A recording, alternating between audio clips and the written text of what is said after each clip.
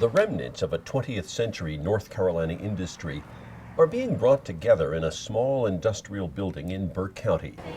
Opportunity Threads combines the state's textile heritage with a different model of ownership that is benefiting the workers in this small cut-and-sew operation. And what we do is we work with entrepreneurs and companies that are either reshoring or growing their domestic production, and we cut and sew. So whatever needs to be cut and sewed, that could be apparel, that could be bags, that could be other types of items. So the opportunity that we have at Opportunity Threads is that if you are, here working, and that you're here over time, that you can become part of the ownership structure. What started in Hemstreet's home, literally a cottage industry, has grown into an operation that employs a dozen full-time workers in this co-op venture. Most of the workforce is made up of Mayan people from Guatemala, all of them legally documented immigrants that came to the United States as generations before them did, in search of opportunity. So what I like about it is we have our own voice, we have our own rights, and we can speak for ourselves, where in other companies you might not necessarily have that. So it's really give me the opportunity to work in the United States. Opportunity Threads was the recent recipient of a $70,000 grant from the Catholic Campaign for Human Development.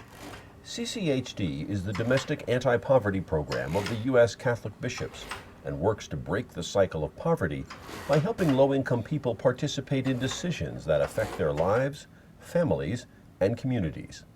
CCHD's motto is a hand up, not a handout. It really was an incredible, I think, just affirmation of what we've been doing, but also really a technical support on the ground. So it allowed us, for example, to do more training for workers. It also allowed us to move into bigger space. So we were originally just in the space, we were able to add space. So we were able also to do more outreach for clients to bring them in. So it really just kind of took us from maybe what we would call a cottage industry to be really more of a legitimate manufacturer. Most of the workforce at Opportunity Threads attends St. Charles Borromeo Parish in Morganton.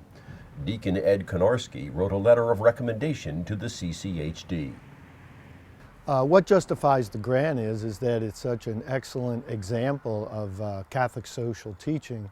It is a business operation where the people are put ahead of the profits, and while both of those are obviously important in a business venture, you can make decisions which respect the dignity of the person, allow people to exercise their rights and opportunities, and recognize that we're all God's children and deserve the opportunity to have the dignity of working for our daily bread.